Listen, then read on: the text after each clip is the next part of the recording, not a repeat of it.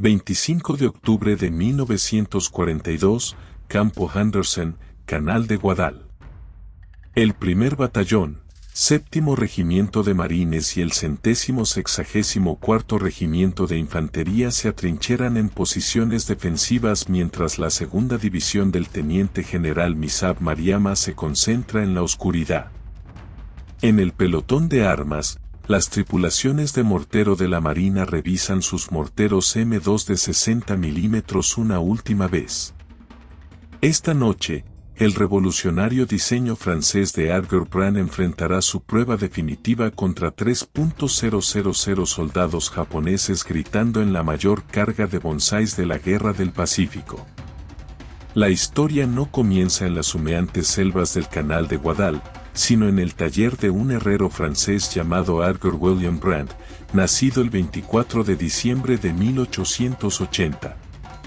Brand comenzó como platero en París, elaborando joyas y trabajos decorativos en hierro.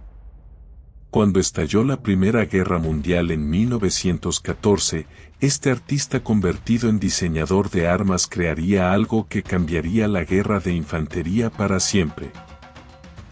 Al observar a los soldados franceses luchando en las trincheras, Brand diseñó un proyectil de mortero aerodinámico con ranuras de operación, un concepto tan revolucionario que su patente de 1925 permanece esencialmente inalterada hoy en día. Sus morteros de 60 mm, 81 mm y 120 mm serían copiados por ejércitos de todo el mundo.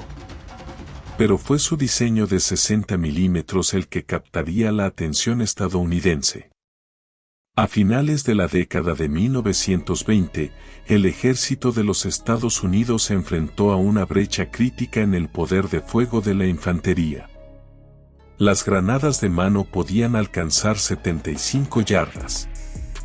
El mortero de 81 mm podría alcanzar objetivos situados a 3.000 yardas de distancia. Pero entre estas armas había un vacío mortal donde las fuerzas enemigas podían concentrarse sin ser detectadas. El ejército necesitaba algo lo suficientemente portátil para los comandantes de compañía, pero lo suficientemente potente para destruir los ataques enemigos. En 1938, el Departamento de Guerra de los Estados Unidos compró 8 morteros de fabricación francesa de Edgar Brand y los estandarizó como mortero M1 de 60 mm. Pero los ingenieros estadounidenses del Arsenal de Waterloo, el arsenal continuamente activo más antiguo del país, tenían ideas diferentes. Revisaron los planos de producción, adaptándolos a las roscas, tubos y placas estándar americanas. Cuando se completaron estas modificaciones, el arma pasó a llamarse mortero M2 de 60 mm. El Arsenal de Waterloo, establecido durante la Guerra de 1812, se convirtió en el corazón de ingeniería de la revolución de los morteros de Estados Unidos. La fábrica venía fabricando armas de gran calibre desde 1889. Pero el M2 representaba algo diferente. Esta no era una pieza de artillería más. Esta era un arma diseñada para poner potencia de fuego devastadora directamente en manos de los comandantes de compañías de infantería. En enero de 1940, se otorgó el primer contrato de producción de 500 morteros a la Reed Machinery Company de York, Pensilvania. A medida que las nubes de guerra se acumulaban sobre Europa, la demanda explotó. Kennedy Dance Engineering Company en Danville, Pensilvania se unió a la producción, seguida por Firestone Tire and Rubber Company. Al final de la guerra, estos fabricantes estadounidenses producirían más de 60.000 morteros M2. El arma que surgió de estas fábricas era engañosamente simple pero brillantemente diseñada. Con un peso total de 42 libras, se descompuso en 3 componentes que pesaban entre 12 y 16 libras cada uno. La característica revolucionaria fue el diseño del percutor fijo de Brand. montado permanentemente en la tapa base del tubo. Cuando se dejaba caer un proyectil de mortero por el cañón, este golpeaba automáticamente el percutor, creando la velocidad de disparo más rápida de cualquier mortero del mundo. Una tripulación de mortero de la Marina entrenada podría mantener un fuego sostenido de 18 disparos por minuto. Pero en situaciones desesperadas, cuando las cargas de bonsáis japonesas amenazaban con invadir las posiciones estadounidenses, las tripulaciones podían alcanzar casi 100 disparos por minuto con 15 a 20 proyectiles en el aire antes de que impactara el primer disparo. El M2 disparaba 3 tipos principales de munición. La bala de alto poder explosivo M49A2 pesaba 3 libras y creaba un radio de destrucción de 17 yardas. La bala iluminadora M83 pesaba 3,12 libras y generaba una potencia de 11.000 bujías durante 25 segundos mientras descendía en un paracaídas. La bala de fósforo blanco M302, introducida a finales de la guerra, creaba un humo mortal que incineraba todo lo que tocaba. Cada ronda contenía un cartucho de ignición M5A1, esencialmente un cartucho de escopeta calibre 20 lleno de pólvora de balasto. Cuando el proyectil impactó en el percutor fijo, el cartucho detonó, lanzando el proyectil hasta 1.815 metros de distancia. Las compañías de fusileros marinos organizaron sus secciones de morteros de manera diferente a lo largo de la guerra. Inicialmente, 16 marines formaron la sección de morteros como parte del pelotón de armas con un sargento líder de sección al mando de 3 escuadrones de morteros liderados por cabos. En mayo de 1944, el cuerpo de marines eliminó el pelotón de armas y colocó a 20 marines en la sección de morteros bajo el control directo del cuartel general de la compañía. La organización del equipo fue precisa y eficiente. El cabo jefe del escuadrón llevaba la mira M4 cuando se desplazaba. El artillero llevaba el mortero completo. El artillero asistente llevaba estacas para apuntar. 3 portadores de municiones llevaban cartuchos en chalecos antibalas M2, cada uno de ellos capaz de contener varios proyectiles. Este cambio organizativo reflejó las lecciones duramente aprendidas en los combates del Pacífico. Los comandantes de compañía necesitaban apoyo de fuego de respuesta inmediata que pudiera seguir el ritmo de las situaciones tácticas que cambiaban rápidamente. El mortero M2, apodado la artillería de bolsillo del comandante de la compañía, proporcionaba exactamente esa capacidad. En el Canal de Guadal.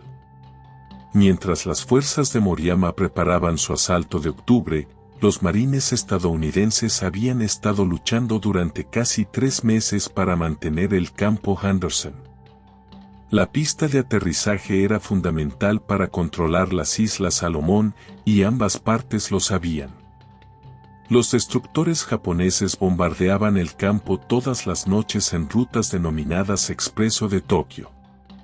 Los aviones estadounidenses contraatacaron durante el día, pero la decisión final recaería en la infantería que lucharía contra la infantería. El plan japonés era audaz. Moriyama marcharía con su segunda división a través de la jungla para atacar Henderson Field desde el sur mientras fuerzas de distracción atacaban desde otras direcciones.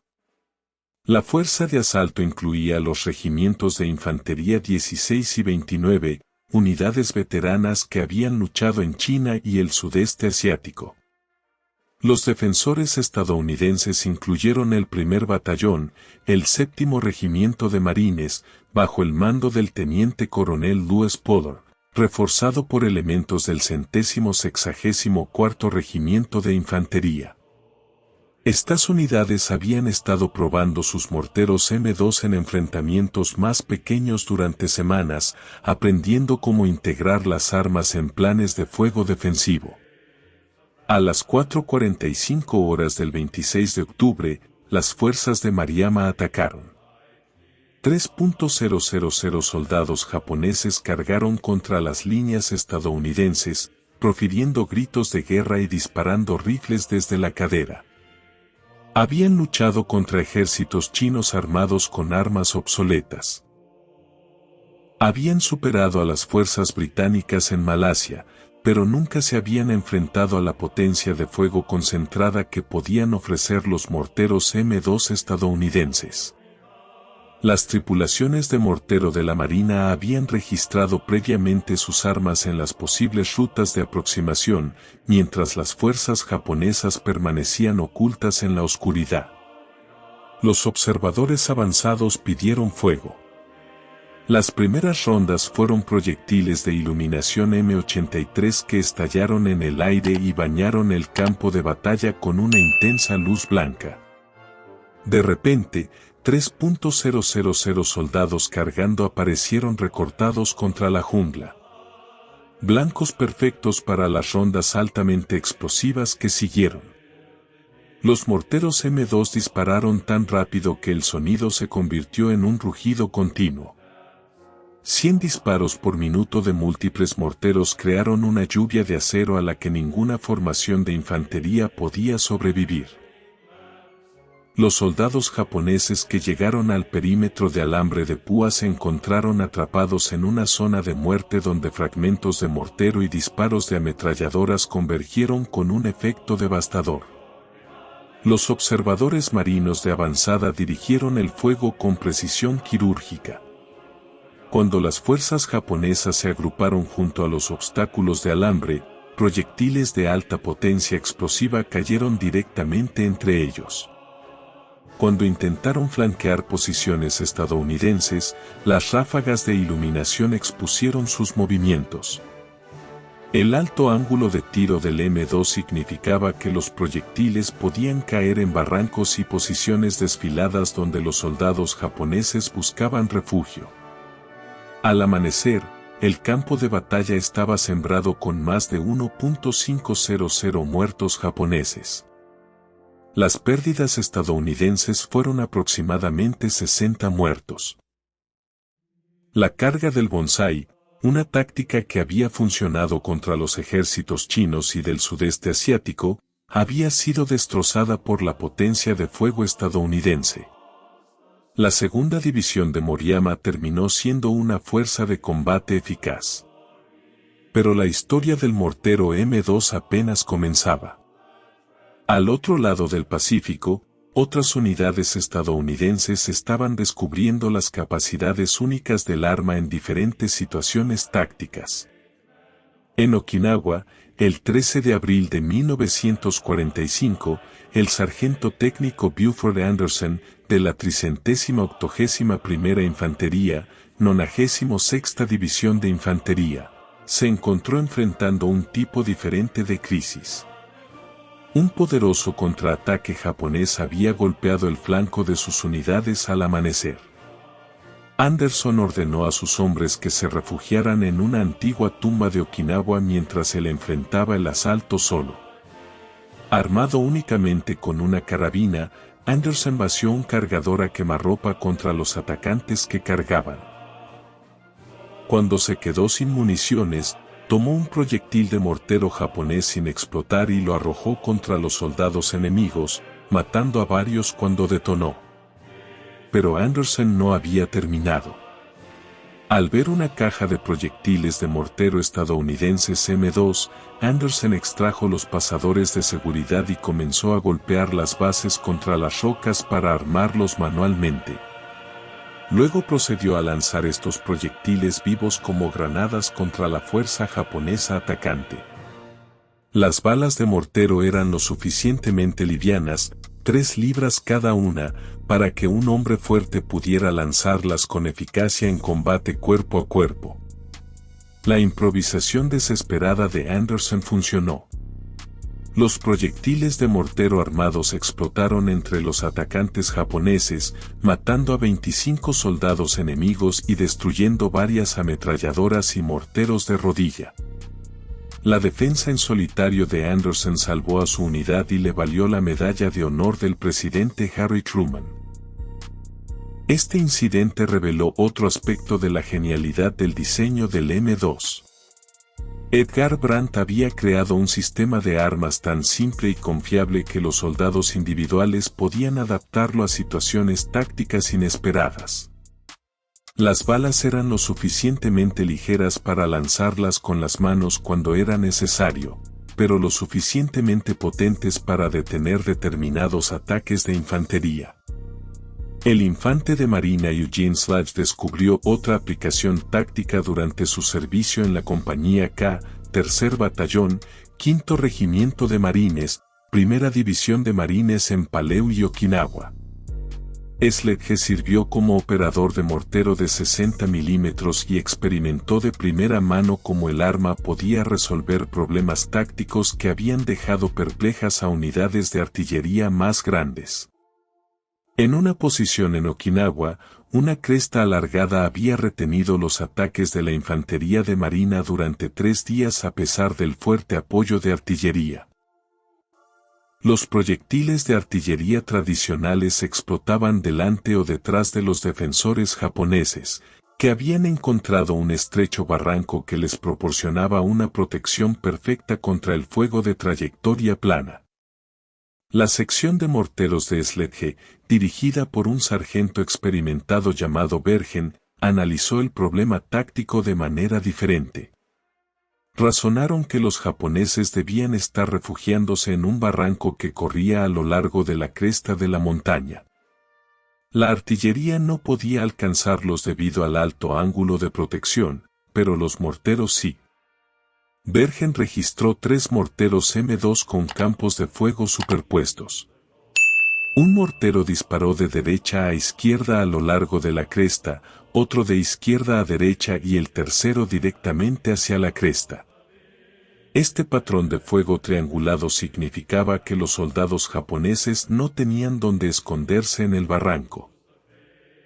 Cuando cesó el bombardeo de mortero, la infantería de marina avanzó hacia la cresta sin recibir un solo disparo. La inspección de Bergen del área objetivo reveló más de 50 soldados japoneses recién muertos en el estrecho barranco.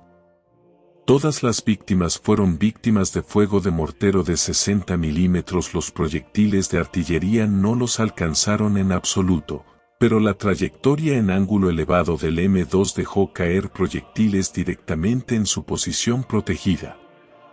Este éxito táctico ilustró por qué el M2 se ganó el apodo de artillería de bolsillo.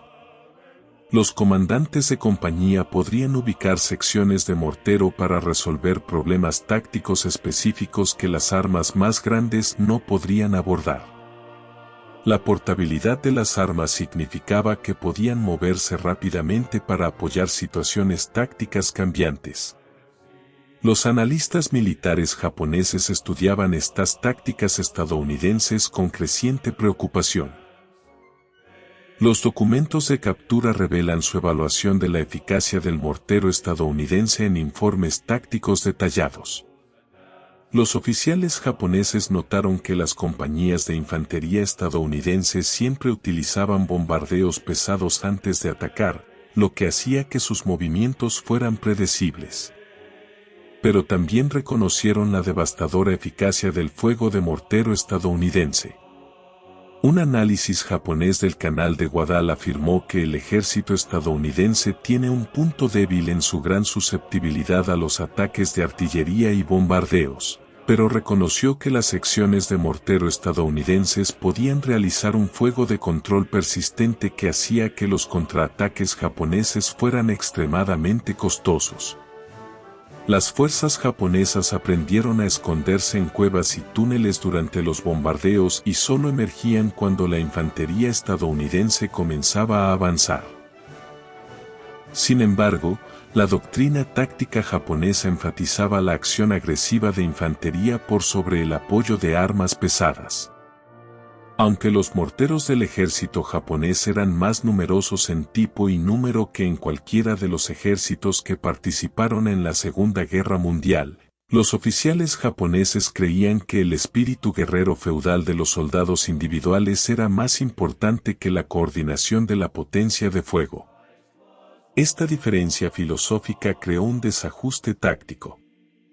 Las compañías de infantería estadounidenses con morteros M2 podían coordinar disparos con precisión matemática, mientras que las fuerzas japonesas dependían principalmente del coraje y la sorpresa. Cuando el coraje se encontró con una potencia de fuego coordinada, los resultados fueron previsiblemente unilaterales. Las fuerzas japonesas intentaron contrarrestar la eficacia del mortero estadounidense con sus propias armas. El lanzagranadas tipo 8.950 mm, apodado mortero de rodilla por los estadounidenses, se entregó ampliamente a las unidades de infantería japonesas. Una sola compañía de fusileros japonesa podría contar con 12 de estas armas, en comparación con los 3 morteros M2 de una compañía estadounidense. Pero el mortero de rodilla japonés tenía limitaciones significativas. Solo podía disparar granadas a un alcance máximo de 75 yardas, en comparación con la capacidad de 1.815 metros del M2. Las tripulaciones japonesas tenían que acercarse peligrosamente a las posiciones estadounidenses para ser efectivas, exponiéndolas al fuego de fusiles y ametralladoras. El mayor alcance del M2 significó que los equipos de mortero estadounidenses podían posicionarse de manera segura detrás de las líneas amigas y al mismo tiempo apoyar a las unidades avanzadas. Las tripulaciones japonesas de morteros de rodilla no tenían ese lujo y operaban en contacto directo con fuerzas enemigas, donde las tasas de supervivencia eran mucho más bajas. A medida que continuaba la Guerra del Pacífico, la producción estadounidense de morteros M2 alcanzó niveles increíbles. Solo en 1945, durante los primeros 8 meses se produjeron 30.152 morteros, cifra casi igual a la de los 3 años anteriores juntos. Firestone Tire and Rubber Company, Kennedy Danson Corporation y Reed Machinery Company operaron las 24 horas del día para satisfacer las demandas militares. Waterfleet Arsenal continuó perfeccionando el proceso de fabricación durante toda la guerra. La instalación empleaba a más de 9.000 trabajadores en su punto máximo de producción y producía no solo morteros, sino también piezas de artillería para todos los teatros de operaciones. Entre 1940 y 1945, los trabajadores de Waterfleet ensamblaron 49.052 cañones por un coste total de $260 millones. El mortero M2 representaba más que un simple sistema de armas. Encarnaba la capacidad industrial estadounidense traducida en ventaja táctica. El diseño francés original de Edgar Brand había sido brillante, pero los ingenieros y fabricantes estadounidenses lo habían transformado en un arma producida en masa que podía equipar a todas las compañías de infantería del ejército de los Estados Unidos. Este aumento de la producción tuvo implicaciones estratégicas más allá de las batallas individuales. Las fuerzas japonesas se encontraron enfrentando no solo a tropas estadounidenses mejor entrenadas, sino también a tropas equipadas con armas superiores en cantidades abrumadoras. Cada compañía de fusileros estadounidense contaba con apoyo de fuego orgánico inmediato para la unidad. Las empresas japonesas tuvieron que depender de activos a nivel de regimiento o división que podrían no estar disponibles cuando se los necesitaba. La flexibilidad táctica que esto proporcionó fue revolucionaria. Los comandantes de compañías estadounidenses podían solicitar fuego de mortero inmediato sin pedir permiso al cuartel general superior. Podrían ajustar las misiones de fuego en tiempo real según las condiciones cambiantes del campo de batalla. Podrían coordinar múltiples misiones de fuego simultáneamente para apoyar maniobras tácticas complejas. Los comandantes japoneses que operaban bajo una estructura de mando más rígida no podían igualar esta capacidad de respuesta. Para cuando los oficiales japoneses pudieron coordinar el apoyo de fuego, las unidades estadounidenses ya se habían trasladado a nuevas posiciones o completado sus objetivos tácticos. Esta superioridad tecnológica y táctica se hizo cada vez más evidente a medida que las fuerzas estadounidenses avanzaban más cerca del propio Japón. En Europa, entre febrero y marzo de 1945, los japoneses habían construido el sistema defensivo más elaborado de la Guerra del Pacífico. 18 kilómetros de túneles conectaban búnkeres, posiciones de artillería y centros de comando en toda la isla volcánica. El teniente general Tadamaki Korabashi comandaba 21.000 tropas japonesas armadas con morteros de espiga de 320 milímetros, numerosas ametralladoras y piezas de artillería cuidadosamente calibradas. Cada metro cuadrado de Oima fue cubierto por fuego japonés previamente registrado. Las defensas eran tan fuertes que la inteligencia estadounidense estimó que las bajas podrían alcanzar el 75%. Sin embargo, las fuerzas estadounidenses, incluidos 70.000 marines equipados con morteros M2, capturaron con éxito la isla en 36 días. La capacidad del M2 de lanzar proyectiles sobre posiciones en cuevas japonesas y revertir las defensas en pendiente resultó crucial para la victoria. Aunque la artillería más grande a menudo no podía alcanzar a Doug en las posiciones japonesas, los morteros de 60 milímetros podían realizar disparos precisos en cualquier lugar del campo de batalla. El costo fue tremendo. Las fuerzas estadounidenses sufrieron 24.053 bajas, con 140 marines muertos, pero las bajas japonesas fueron aún mayores y prácticamente toda la guarnición fue eliminada. La contribución del mortero M2 a esta victoria validó los conceptos de diseño originales de Argur Brand en las condiciones de combate más extremas. A medida que la guerra se acercaba a su fin, los líderes militares estadounidenses ya estaban haciendo planes para futuros conflictos. El M2 había demostrado su valor en el combate en la jungla, en asaltos anfibios, en combate urbano y en operaciones defensivas, pero la tecnología avanzaba rápidamente y ya se estaban desarrollando diseños más nuevos. El M2 continuaría sirviendo a las fuerzas estadounidenses durante la Guerra de Corea y la Guerra de Vietnam, y finalmente fue reemplazado por el sistema de mortero liviano de compañía M224 en la década de 1970. Pero su impacto en las tácticas militares y la capacidad industrial estadounidense ya había asegurado su lugar en la historia. La revolución del diseño de Argur Brand había logrado algo notable. Un artista francés convertido en diseñador de armas había creado un sistema de mortero que otorgaba a las compañías de infantería individuales la potencia de fuego de las unidades de artillería. Los ingenieros estadounidenses perfeccionaron y produjeron en masa este diseño para equipar a la mayor fuerza militar de la historia. El resultado fue un arma que ayudó a la infantería estadounidense a dominar los campos de batalla desde el Canal de Guadal hasta Okinawa. La historia del mortero M2 revela cómo la innovación tecnológica, la capacidad industrial y la flexibilidad táctica se combinaron para crear superioridad en el campo de batalla. Las fuerzas japonesas, a pesar de su coraje y determinación, no podían igualar a las unidades estadounidenses que contaban con apoyo de fuego inmediato y receptivo a nivel de compañía.